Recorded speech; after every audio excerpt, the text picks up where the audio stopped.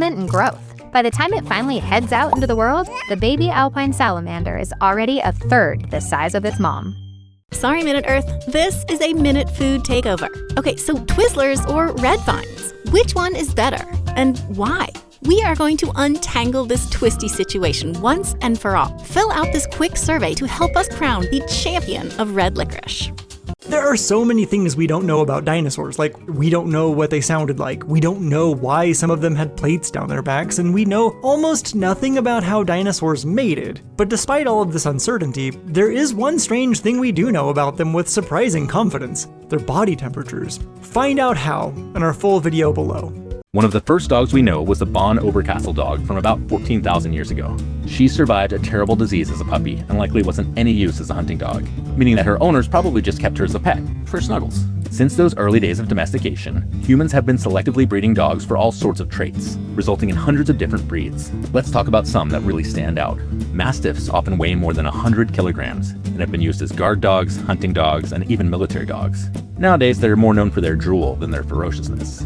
Labrador retrievers, usually yellow, black, or chocolate colored, were originally bred in Canada to be game retrievers for hunters. But thanks to their friendly temperament and smarts, labs are now super popular pets. And though golden retrievers look a lot like labs and were bred to do many of the same jobs, they first came from Scotland. Perhaps the most famous golden retriever is Buddy, the star of the Air Bud cinematic universe. Dachshunds, also known as wiener dogs, were bred to be able to fit into burrows and flush out badgers. In fact, the German word for badger is Dachs. Nowadays though, Dachshunds are mostly just cute, long pets.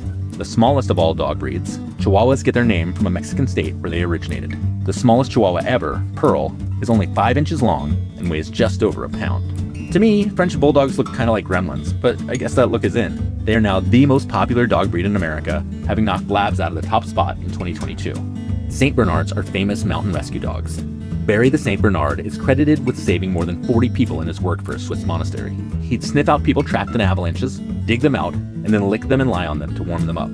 And then there's the Pit Bull, which is the generic label given to a bunch of different short-haired muscly dog breeds with square heads. Because of their history of being used in dog bites and often unfair reputation as being aggressive, Pit Bulls are often intentionally mislabeled as other breeds in animal shelters in order to make them more adoptable.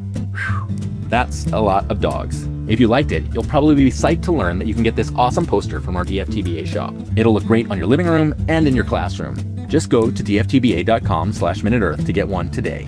And if enough of you like this, we may even make a cat one in the near future. Traditionally, improvements in energy efficiency have mostly focused on individual devices, which can be quite fruitful. But focusing on individual devices is kind of like if Apple had spent effort inventing a better alarm clock, a better CD player, a better calendar, and a better camera.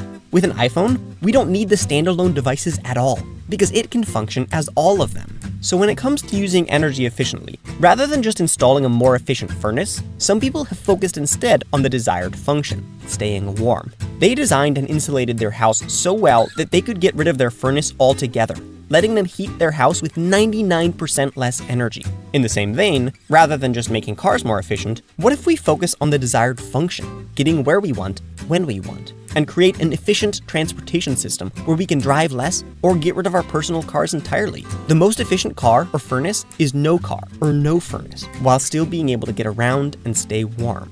In other words, it's not thinking efficient, it's thinking different.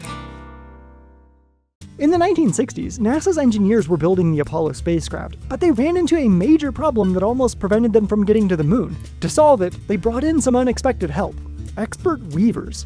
The weaving experts helped us get to the moon by enabling NASA to shrink the size of the Apollo guidance computer so that it could actually be launched into space. They did this by meticulously weaving hardwired binary computer memory by hand, by passing a needle attached to a wire back and forth either through or around the tiny rings in the core memory module. When they went through the ring, it encoded a 1, and when they went around, it encoded a 0. And despite their ingenious deployment of skill and their critical role in the success of the moon landings, they were almost completely ignored by NASA and the press as Americans celebrated the successful mission. It wasn't until very recently that at least some of the weavers were appropriately honored.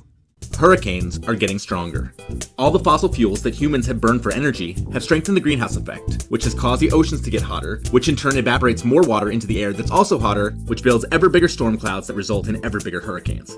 As a result, the number of mega hurricanes has increased tenfold over the last 50 years. And when these giant storms hit, the same fossil fuel burning power plants that helped get us into this mess are often the first to go offline, which leaves people without power for days or weeks. Part of the solution is to support locally produced renewable energy sources, which can make it easier for communities to get up and running again, and, don't make the greenhouse effect worse in the first place. And while you can go install solar panels and windmills yourself, you can also simply click on the link in the pinned comment and sign this petition by our sponsor, Action for the Climate Emergency, that urges the US Congress to support and promote small, localized renewable energy solutions. It's a breeze. It's settled.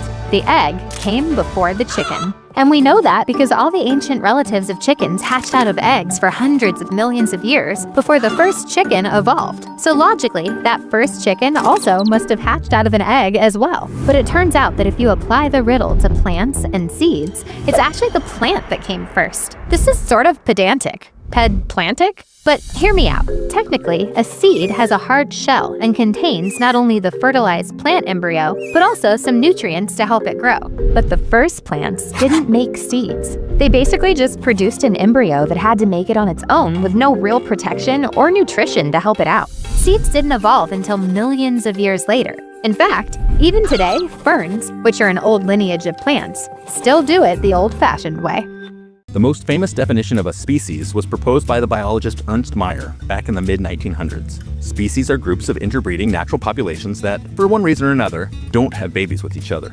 But it turns out to be super hard to determine whether groups are actually reproductively isolated. So other folks have tried to define what a species is based on looks, or genetic similarity, or evolutionary history, or, well, it keeps going. These days, scientists across different fields regularly use more than a dozen different so-called species concepts. And there's a huge scientific debate about whether the red wolf is just a hybrid between a coyote and a gray wolf, or whether it's actually its own separately evolving species. Or maybe it used to be its own thing, but that thing went extinct and the current thing is actually a new hybrid? And that doesn't even get into how weird plants are about this stuff. Like, some plants can literally double their genome when they reproduce, creating a totally new species in a single generation, which wreaks all sorts of havoc on any attempts to clearly differentiate between species. So it is really difficult to define a species. We can all agree that certain sounds, like screams and horror movie music, are scary. But why do they make us afraid? One idea is that we evolved to associate some types of sounds with danger. When our primate relatives see predators, they make high-pitched and distorted alarm calls to warn their friends and family. Human screams, which are also high-pitched and distorted, may trigger the same danger feelings that those calls do. Another aspect of sound that seems to trigger fear is dissonance. While a musical chord is made up of notes that harmonize nicely and causes people to feel calmer, intervals which contain notes that clash uncomfortably can cause listener anxiety and, well, fear. Finally, a sound can be scary simply because it's out of place. The light creaking of footsteps isn't scary at all, unless you think you're alone. Put all those sounds together, and you have a recipe for some serious fright.